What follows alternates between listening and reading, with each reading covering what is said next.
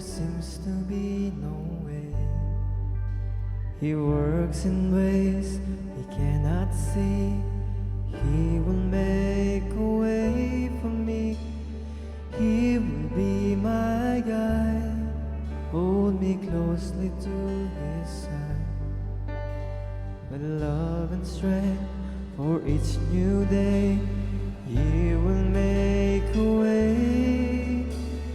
He will make a way. God will make a way. Oh, God will make a way where there seems to be no way. He works in ways we cannot see. He will make a way for me. He will be my guide. Hold me closely to His side. With love and strength for each new day, He will make a way. He will make a way. God will make a way where there seems to be no way. He works in ways we cannot see. He will make a way for me. He will be my guide. Hold me closely to His side. With love and strength for each new day, He will make a way. He will make a way. In the wilderness, believe rivers in the desert will I see. Heaven and earth, oh, heaven and earth will fade, but His word still remains, and He will do something new today. Oh, God will make a way when there seems to be no way. He works in ways we cannot see. He will make a way for me. He will be my guide. Hold me closely to His side. With love and strength for each new day, He will make a way. He will make a way. With love and strength for each new day, He will make a way. He will make a way.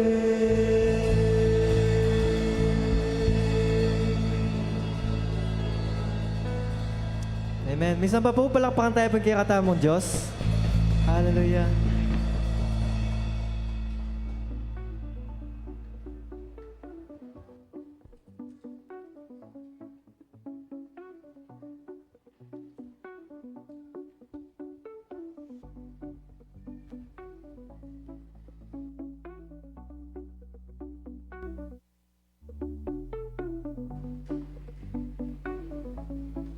Amen. Purihin po ang Panginoon. Glory to God.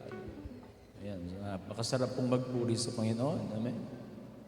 Amen po ba? Tayo po'y nagpapasalamat sa Panginoon sa bawat isa, na nakibahagi po sa ating Family Day. Maging yung hindi po mga nakapunta, tayo rin nagpapasalamat. Meron kayong pong mga dahilan, at tayo po ay nagagalak sa mga pagkakataon binibigay ng Diyos na tayo po ay pwedeng mag-fellowship po ng matagal. Patuloy na pagpalain po kayo ng Panginoon. Kung meron po kayong mga Biblia, ay buksan po natin sa Numbers chapter 6, verses 24 to 26. Hindi po ito yung preaching, babasahin ko lang. ito po yung ano natin kanina, pinaawit, ano po. Kung mag-start po tayo sa verse 22, ang sabi po, the Lord spoke to Moses, saying, speak to Aaron and his sons, saying, thus you shall bless the people of Israel. Tingnan ko po sa ibang version. Sa NIV ganito po. This is how you are to bless the Israelites. Say to them, the Lord bless you and keep you. The Lord make His face shine on you and be gracious to you. The Lord turn His face toward you and give you peace. So they will put my name on the Israelites and I will bless them. Alam po niyo, when we sing that, inutos po ito ng Panginoon. Sabi niya, this is how you are to bless the people of Israel. And tayo rin po, no? Kapag ito po kinakanta, o kaya sabi ko po sa inyo na, pag blessing, huwag muna po kayo maalis, sabi ko. Na ito po, minsan ginagamit din natin, pati po yung benediction na tinuro po ni Paul. Ano po? Pero ito po, sinabi mismo ng Panginoon kay Moses, this is how you are to bless. The Lord bless you and keep you. The Lord make His face shine upon you. Verbatim po yan na inaawit po natin. Kaya enjoy natin ang presensya ng Panginoon kapag tayo po ay umaawit at sumasamba sa Kanya. Lalong-lalo na po, ito ay hindi lang basta kinompose. It's from the Word of God. No? At yan po ay inaawit natin. Praise God. Ang text po natin ay sa Joshua chapter 24, verses 1 to 15.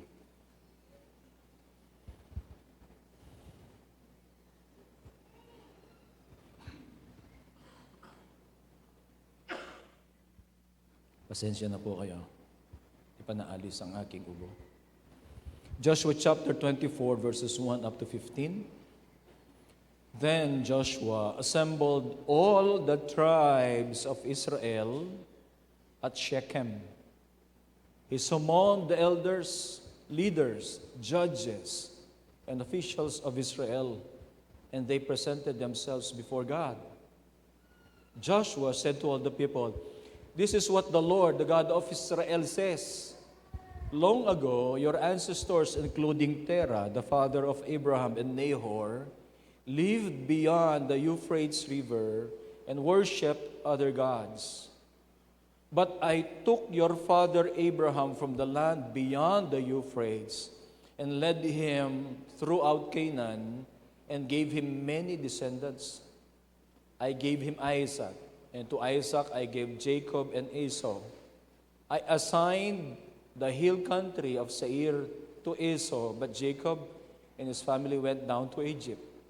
Then I sent Moses and Aaron, and I afflicted the Egyptians by what I did there. And I brought you out. When I brought your people out of Egypt, you came to the sea, and the Egyptians pursued them with chariots and horsemen as far as the Red Sea. But they cried to the Lord for help, and He put darkness between you and the Egyptians. He brought the sea over them and covered them. You saw with your own eyes what I did to the Egyptians. Then you lived in the wilderness for a long time. I brought you to the land of the Amorites who lived east of the Jordan. They fought against you, but I gave them into your hands. I destroyed them from before you, and you took possession of their land. When Balak, son of Zippor, the king of Moab, prepared to fight against Israel, he sent for Balaam, son of Beor, to put a curse on you. But I would not listen to Balaam, so he blessed you again and again, and I delivered you out of his hand. Then you crossed the Jordan and came to Jericho. The citizens of Jericho fought against you, as did also the Amorites, Perizzites, Canaanites, Hittites, Girgashites, Hivites, and Jebusites, but I gave them into your hands. I sent the hornet ahead of you, which drove them out before you. Also the two Amorite kings. You did not do it with your own sword and bow, So I gave you a land on which you did not toil, and cities you did not build, and you live in them, and eat from the vineyards and olive groves that you did not plant. Now fear the Lord and serve Him with all faithfulness. Throw away the gods your ancestors worshipped beyond the Euphrates River and in Egypt, and serve the Lord. But if serving the Lord seems undesirable to you, then choose for yourselves this day whom you will serve, whether the gods your ancestors served beyond the Euphrates, or the gods of the Amorites in which land you are living. But as for me and my household, we will serve the Lord. Tayo po'y manalangin. Nagpapasalamat kami, Panginoon, sa pagkakataon pong ito, so that we can honor you and praise you, God. Thank you for your goodness. Thank you for your protection. Thank you for your love to us. Salamat din sa kaligtasan na meron kami dahil sa ginawa ng Panginoong Hesus para sa amin. Hindi sa aming kabutihan o sa aming mga nagawa. Dahil, Panginoon, hindi po sapat, Panginoon. Parating kulang ang best namin, Panginoon. But Lord, we thank you, Lord, sapagkat ang ginawa ng Panginoong Jesucristo para sa amin ay sapat. At meron kaming kaligtasan dahil meron kaming pananampalataya at patuloy na nananampalataya sa Kanya. Pangunahan mo po kami ngayon, inihiling namin na ang iyong mga salita ay may pangaral ng tama ayon sa iyong kalooban, Panginoon, ayon sa iyong kagustuhan. Lord, salamat po. We honor you and we thank you, Lord. This is what we pray. In Jesus' name. Gusto po natin i-welcome si Sister. Nandito po siya, si Sister Mary Ann. Mary Ann, tama po, no? Opo. Parati po siyang nanonood sa ating pong recorded na video. No po. Nag-message po siya doon sa ating group chat and also nung yung page, nag-message siya doon. Welcome po kayo, Sister. So,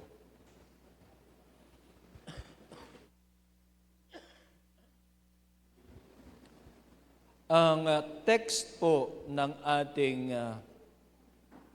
o ang context ng ating mensahe ay binigay po ng Joshua chapter 24 verses 1 up to 14. Ang background po, as we can see, ay si Joshua ay tinawag po niya ang buong Israel.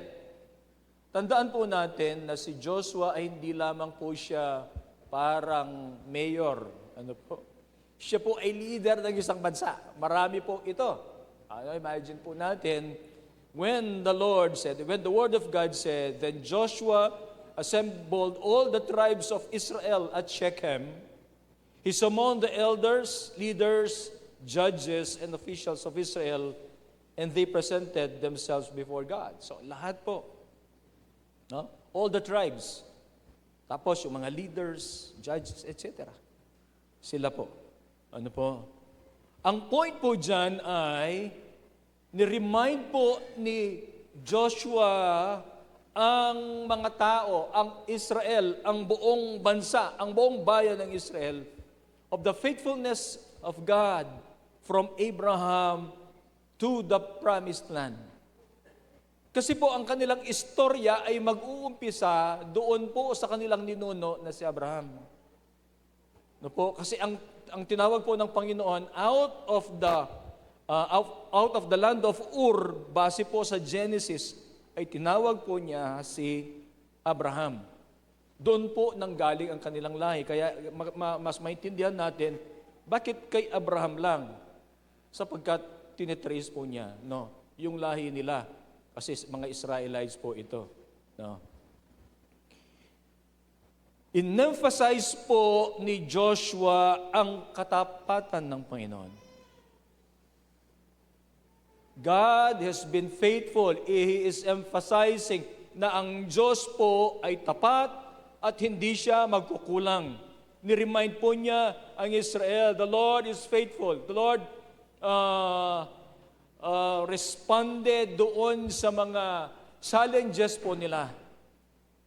Tayo rin po, alam natin ang Diyos ay naging tapat sa ating personal, tapat po sa ating pamilya, at tayo rin po ay magre-respond ng affirmative na, yes Lord, ako po ay magtatapat din. We must respond with a commitment to God na tayo po ay magsiserve sa Kanya. Amen. At magkakaroon po ng covenant sa Diyos na tayo po ay magtatapat sa Kanya as the Lord has been faithful to us. Ano po? Now, ang sabi po niya sa verse 15, but if serving the Lord seems undesirable, then choose for yourselves whom you will serve. Ito po yung challenge niya. This is a challenge. Choose for yourselves this day whom you will serve. Sino ang iyong paglilingkuran? Ang Diyos na ito na naging tapat sa nakaraan. Ang Diyos na ito na hindi nagpabaya. Ang Diyos na tapat sa kanyang mga pangako. Hindi mo ba siya paglilingkuran? Everyone serves something. Kahit hindi mo na po natin alam. Naglilingkod tayo sa kung kanino o kung something or someone. No? Maaring ang Diyos pinaglilingkuran mo. Maaring di natin alam ang ating sarili lang ang ating pinaglilingkuran. Maaring yung ibang tao o yung ating kumpanya o yung ating kung saan tayo nagtatrabaho. Ano po? Ang tao po ay naglilingkod. Everyone serves something. Maaring ito ay kultura o ito po ay mga idols po nila. Neutrality is not an option. Meron tayong pinaglilingkuran. Paano natin matitest? Ano po? Now, if everyone serves something or someone, who or what do we serve? Paano natin malalaman? Ano ba ang desire ng puso mo? Di ba kapag tayo maglilingkod, dapat yan, desire ng puso mo. So ano po yung desire ng puso natin? Halimbawa ngayon, ano ang desire ng puso natin? Pagkatapos, ang susunod na tanong ay, saan po natin nauubos yung ating panahon at oras? Now, kung ang tanong po, ang kasagutan po dyan ay mayroon na isang tao o kaya sarili natin or whatever, this will show who or what we serve. Yung passion natin at kung saan nauubos yung panahon po natin. Marahil yun yung ating pinaglilingkuran. Ano po? Ang sabi po, choose whom you will serve. The gods of your ancestors? Sino ba to? The God of your ancestors.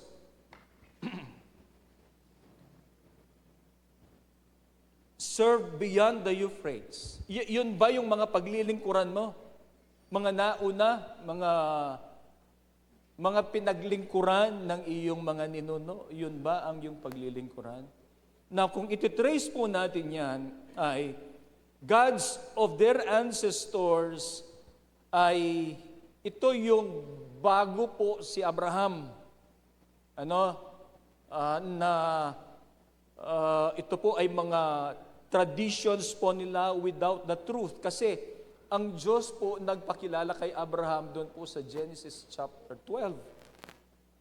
Para maglingkod si Abraham at ang kanyang lahi. Ano po? So ang sinasabi po ni Joshua, yun ba yung mga paglilingkuran natin? Yung mga ninuno ni Abraham? Yung kanilang mga Diyos? the gods of your ancestors, no? Yung mga traditions na without truth. O ang sabi niya, the gods of the Amorites, na kung saan, yun po ang kanilang mga dinatnan, na kung saan ang lahat po ng ito ay kanilang tinalo. Ano po ba yung mga God of the Amorites na yan?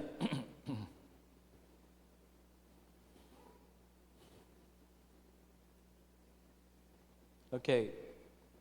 The gods of the Amorites. Ito po si Baal, Asherah, Molek, o kaya Dagon. Ano po? 4 po yan. Now, si Baal po, storm and fertility god. Mapapansin po ninyo, itong si Baal, at saka si Asherah. Si Asherah naman, goddess of fertility, motherhood and sexuality. Now, mas maano po natin yan, para doon po sa mga, yung iba po siguro marahil alam na ito, yung kanilang form of worship ay, kung mayroon pong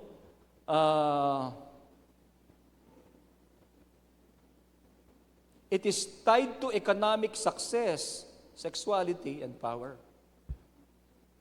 Kung ganon, ay ang kanila pong mga ginagawa dito ay more on pleasure. O kaya yung mga idols of materialism. Kasi yung pong sinasabi dito na fertility, o yung halimbawa para marami yung ani. Pero hindi lamang po doon. Ang fertility dito, yun nga, more on sexuality. Kaya, ang mga Israelites, dinatnan po nila ganon doon. At kinonquer po nila para ang Panginoon ay i-judge po niya yung nation na yon. Kaya ang sabi po niya, binibigyan sila ng pamimili ni Joshua. Sabi na, yun bang mga iniwan ninyo ng inyong mga ninuno? Traditions without truth? O itong dinatnan ninyo na current culture na ganito ang kanilang form of worship?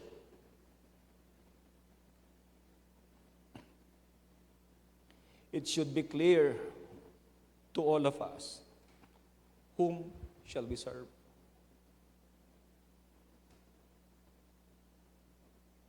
Hindi yung mga tinalikuran na natin o kaya kung ano yung mga prevailing na mga idols ng panahon na ngayon. Materialism and pleasure. Hindi po. It should be clear to us whom we shall serve, not the gods beyond the river or the gods of the Amorites, but the Lord. Amen. Ngayon, ang reflection po natin, what gods are competing for your loyalty today? Yung mga idols natin, sana wala.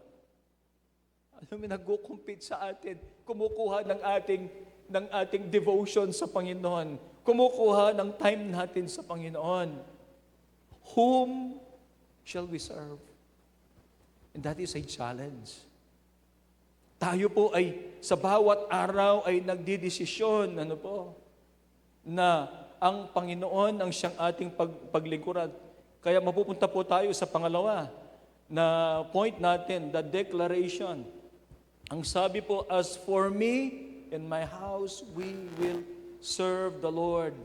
Si Joshua po ay mayroong personal na commitment. Ang sabi niya, as for me, para sa akin. That's personal. Maglilingkod ako sa Panginoon kahit na ano ang mangyari sa aking buhay, kahit na hindi ko maranasan ang pleasure ng mundong ito. Maglilingkod ako sa Panginoon. It's a personal conviction. He has decided beforehand that whatever happens in his life, he will serve the Lord. That's his personal conviction. Pero hindi lamang po siya natapos doon sa kanyang personal conviction, isinama niya ang kanyang pamilya. Ang sabi niya, as for me and my house, we will serve the Lord. Ano po? Sinabi niya ang kanyang pamilya. It's, ang key aspects po dyan, personal conviction, family leadership. Tayo po, mga magulang, ay binigyan ng Panginoon ng leadership kahit man lamang sa ating pamilya. Hindi po mawawala ang ating leadership kahit yan po ay malalaki na sila. Meron tayong authority, spiritual authority na binigay ng Panginoon sa kanila upang sila po ay dalihin natin sa Panginoon. Ito po hindi nag-alinlangan si Joshua, hindi niya po sinabi, as for me and my house, if they are willing to follow me, hindi po niya sinabi yon. Alam niya, ano po, yung authority na binigay ng Panginoon sa kanya bilang not only the head of the nation, but also head ng kanyang pamilya. Sabi niya, we will serve the Lord. Family leadership. Ano po? And when he said, we will serve, active service, maglilingkod siya sa Panginoon. Leadership starts at home.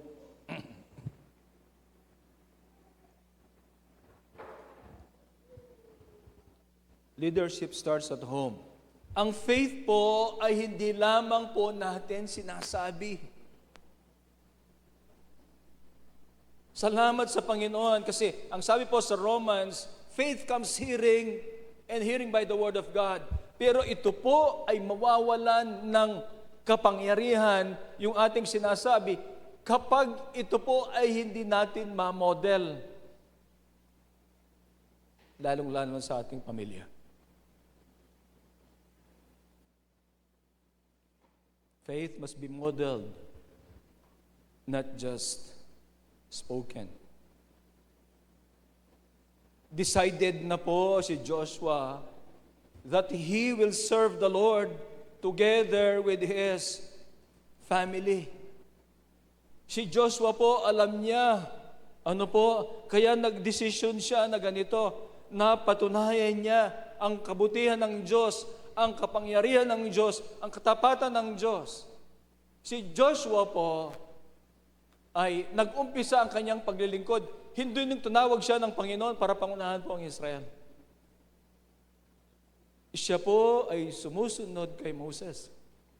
Hindi po ba? Nung hindi pa siya leader po ng Israel, nung hindi pa ganon yung kanyang status bilang leader po ng Israel, siya po ay tagasunod ni Moses. Kung saan si Moses, doon siya. Kung ano ang iutos po ni Moses, gagawin po niya. Sumusuporta po siya kay Moses. Ano po? Napatunayan niya, nakita niya ang kilos ng Diyos sa buhay ni Moses. Kung paanong ginamit ng Diyos ang lingkod na ito. Pagkatapos nung mamatay po si Moses, i-establish po niya si Joshua, tinawag niya po si Joshua upang siya po ang manguna sa bayan po ng Israel. At pinangakuan po siya ng Diyos. Sabi niya, huwag kang matatakot. No? Sa Joshua chapter 1, ano po, verse 7.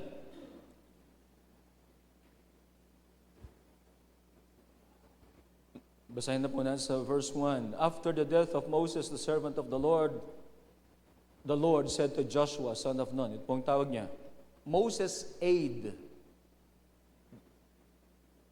The Lord said to Joshua, son of Nun, Moses, aide lang po ni ano.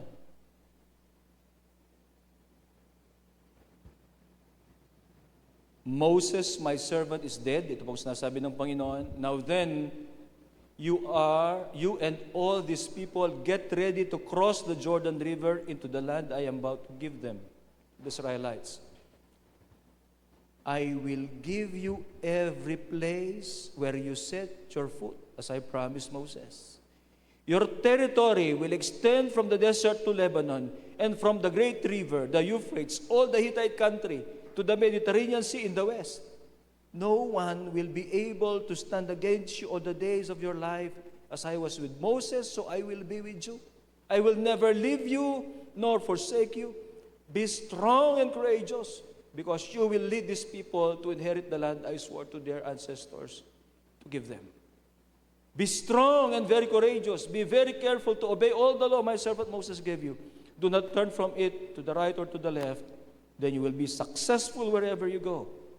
Keep this book of the law always on your lips. Meditate on it day and night, so that you may be careful to do everything written in it. Then you will be prosperous and successful. Have I not commanded you? Be strong and courageous. Do not be afraid. Do not be discouraged. For the Lord your God will be with you wherever you go. Now, ito po, nung tinawag siya ng Panginoon, ang dami po ang pinangako ng Panginoon, yung lahat ng teritoryo na kanila pong i-conquer, yung mga limits po, yung mga kung saan nila ay i-conquer nila, sinabi ng Panginoon. At dun po sa chapter 24, they have conquered what God has promised. Hindi po nagpabaya ang Panginoon kung ano ang kanyang pinangako. Ibinigay po ng Diyos. Sinamahan po niya si Joshua. Ibinigay yung mga boundaries na kung saan sinabi po ng Diyos. Pinalakas po niya si Joshua. Ano po? Yung kailangan niya sa pakikipaglaban, inspirasyon, upang hindi po siya binigay ng Panginoon. Kaya hindi po nakapagtataka na sasabihin po niya, at the end of all the conquest, matanda na po siya. Ang sabi niya, choose for yourselves today whom you will serve. But as for me and my family, I will serve the Lord. Bahala kayo kung sino yun. Kumbaga, binibigyan po niya sila ng pagpili. Kasi ang mahirap naman, pinipilit mo ang isang tao doon sa ayaw pala niyang manampalataya. Dapat desisyon niya, sarili ng tao. Ano po? It was already decided in his heart to serve the Lord together with his family. Why? He has proven the faithfulness of God. Amen. Hindi nagpabaya ang Panginoon. Nandiyan ang presensya ng Panginoon. Hallelujah. How can he not serve a God who has been with him and was faithful to him and has done the promises that he gave? Hindi ba? Nandun na siya dun sa later part po ng kanyang buhay, and he has proven na ang Diyos na ito ay mabuti, tapat sa kanyang mga pangako. He did what he promised and more. It's a declaration. Sasabi niya, maglilingkod ako sa Panginoon. Susunod ako sa Kanya. Ano po? Pangatlo, ano bang implication nito? Ano bang tinuturo nito? That faith is a daily choice. Pumipili po tayo sa bawat araw. Nagdedesisyon tayo sa bawat araw. Nang sinasabi natin, Lord, ako po ang buhay ko ay iniaalay ko sa iyo upang ako po ay maglilingkod. Salamat sa ating mga desisyon sa nakaraan na sinabi po natin, Panginoon, susunod po ako sa iyo. But it's not a one-time decision. It's a decision that we make every day. A lifelong commitment na sinasabi natin, Lord, sa araw na ito, I will serve you. I will put my faith in you. Hindi po tayo pwedeng manangan sa nakaraan. Ano po? Na, Lord, sa nakaraan naging tapat po ako sa iyo. Hindi po pwede. Salamat kung tayo po ay nakapagtapat sa Panginoon sa nakaraan. But there are challenges today and there are challenges tomorrow. Na pwede na ang mga challenges na ito ay i-turn out tayo sa presensya po ng Panginoon. That's why it's a lifelong commitment to God. It's a decision that we make every day. Si Joshua po, he has served the Lord for a long time already. Dito po sa chapter 24. He spent his youth together with Moses and in his adult life serving the Lord. And he is choosing today, dito po sa 24, sa Joshua 24, pinipili niya at ang kanyang buhay ay ikinocommit niya ulit para maglingkod siya sa Panginoon kahit na po dun sa kanyang old age. At hindi lamang po siya, bit-bit po niya ang kanyang pamilya. Bit-bit niya ang kanyang pamilya. The Lord, kanina binanggit ko po mga parents, the Lord has given us authority. Lalo na sa mga, mayroon pang mga bata. Ang pagdala po sa mga anak natin sa church ay hindi kapag sila ay mga teenager na. Hindi mo na sila madadala. Habang kaya mo silang hawakan. Ano po? Habang sila ay nakaasa sa iyo, and you have that authority na ikaw ang pumili para sa kanila, gawin po natin. Dalhin natin sila sa bahay ng Diyos. Amen. At sila ay matataniman ng salita ng Diyos. At hahanapin nila ang presensya ng Panginoon. Pag hindi po natin ginawa ito, pag sila po ay lumaki, matanda na, mas mahirapan tayo na dalhin sila sa Panginoon.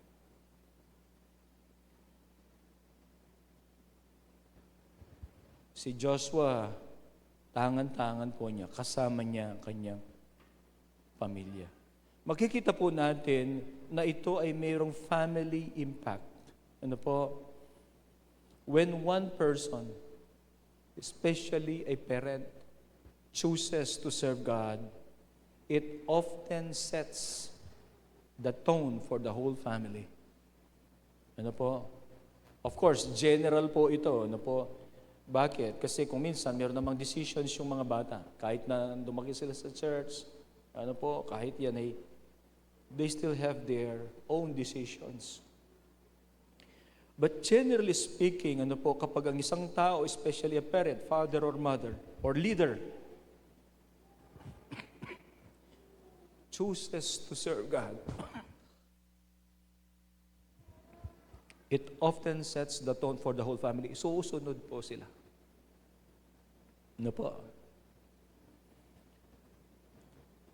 Ang ating pong pagtuturo ay hindi lamang po sa pamamagitan ng ating pagsasalita. Ang ating pong pagtuturo ay nandun kung paano po tayo mamuhay. Our daily life should show and prove our faith in the Lord. Mas mahirap naman yung kapag sinasabi natin, tinuturuan natin sila. Pagkatapos ay iba yung nakikita nila doon sa actions po natin sa bahay. Nawawala ng kapangyarihan yung ating sinasabi. Nawawala ng authority yung ating sinasabi when they see that what we preach is not matched doon sa ating conduct. ano po, sila mismo ay nagkakaroon po ng mga doubts. That's why our daily life should show and prove our faith in the Lord. Not only in the family context, but also doon po sa context na paano tayo mamuhay sa ating community. Ano po, na ipinamumuhay natin ang salita ng Diyos. Ang mga desisyon na ginagawa po natin sa bawat araw upang maglingkod sa Diyos. Pinipili nating maglingkod. Ano po? At sa bawat araw ay nilalagay natin ang ating pananampalataya sa ating Panginoong Hesus. It impacts not only our lives, but those who are close to us, and even strangers. Our lives can impact others. Ano po? Sa pamamagitan ng ating pananampalataya. Ano po? It's a choice every day. Na yung sarili po natin ay hindi yun yung iwanan natin. And I know the Lord has something na nakareserve na maganda as we continue to put our faith in Him. Amen. So, ano pong mensahe ngayon nito ni Joshua? Renew your commitment today. Sabi niya, pili kayo kung sinong paglilingkuran ninyo. Pero para sa akin, ako at ang aking pamilya ay maglilingkod sa Diyos. Amen. What does it mean to serve the Lord today?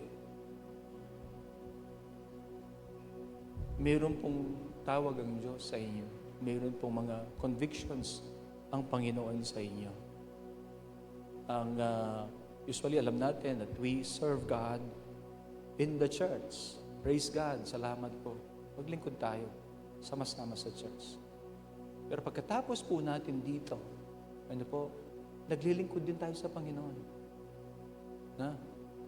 Outside the halls of this church, maglilingkod din tayo. Kung saan tayo nagtatrabaho, kung saan tayo nakatira. Ano po, dala natin ang pangalan ng Panginoon. Let us win people for Jesus. Let us serve Him. Ano po, sa pamamagitan ng ating buhay, na mayroon tayong magandang patotoo sa ating mga mahal sa buhay, sa ating mga kasama sa trabaho, so that they may know Jesus Christ. They may serve Jesus also because of us.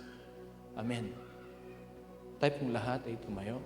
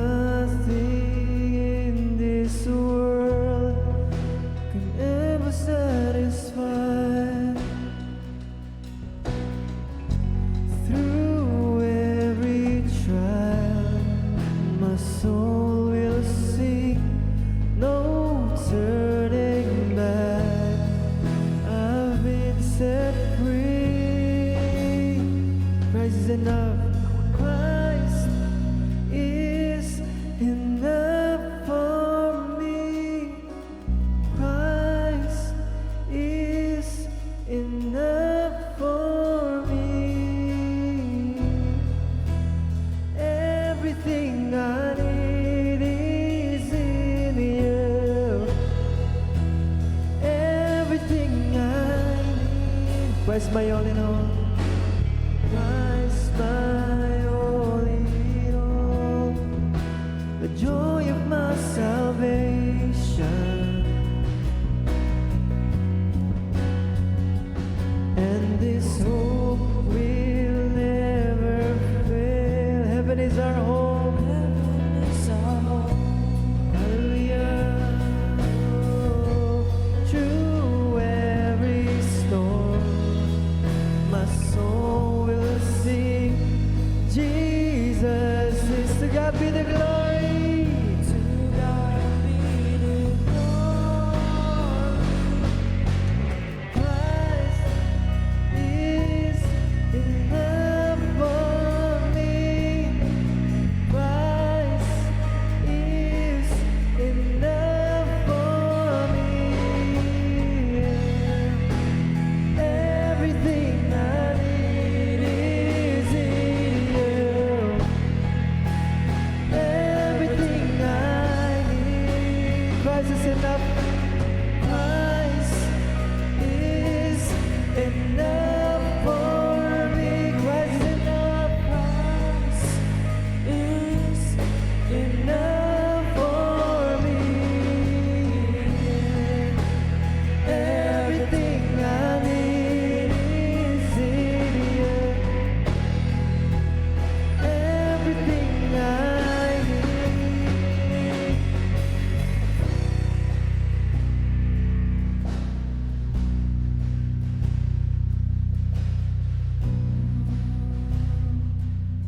Let's sing. I have decided.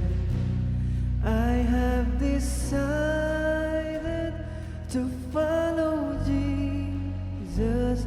No turning back. Yes, Lord, there's no turning back. I have decided to follow Jesus. No turning back. No turning. I have decided. Decided to follow Jesus. No turning back. Yes, Lord. No turning back. I have decided. Decided to follow Jesus. No turning back. No turning back. Christ is enough. Christ is enough. Christ is enough for me. Christ is enough for me. Lord, everything I need is in you. Everything I need. Christ is enough. Christ is enough for me, Lord. Christ is enough for me, Lord. 'Cause everything I need is in you. Everything I have decided. I have decided to follow Jesus. No turning back. No turning back. No turning back. No turning back. I have decided to follow Jesus. No turning back. No turning back. I have decided. I have decided to follow Jesus. No turning back. No turning back. I have decided to follow Jesus. No turning back. No turning back. No turning back. No turning back. No turning back. No turning back. No turning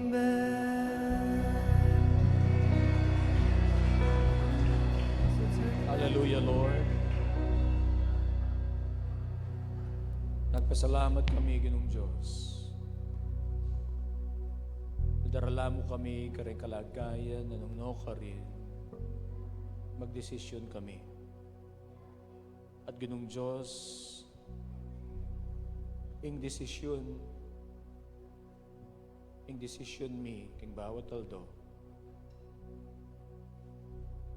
tuki kami kaya kaming Ginoong Yesus. Amen. Kaya kaming desisyon, Ginoong Diyos, kaya beda rin kaya kaming pamilya, maglingkod kami kaya kayo. Mo makabasi, karing kaya kaming kalagayan, mo makabasi, Ginoong Diyos, kung atyo kami ba kayong komportable kalagayan, o dakal kami hamon kayong biye. Bagkus, Ginoong Diyos, maniwala kami, magtiwala kami, kayong Diyos mi na makapangyarihan, kayong Diyos sa tapat, at Diyos na nung ka rin, agyo na kaming papagtagumpayan. Salamat po. We decide today that as for me and my house, we will serve the Lord all the days of our lives. Salamat po. Ginoo, pagpalan mo na rin ang anak mo. Dalangin mo ini mensahe ngayon ni Ginoong Diyos. Parati among mitanam ka rin karelang puso at magdesisyon la, kami nga, kayong bawat aldo.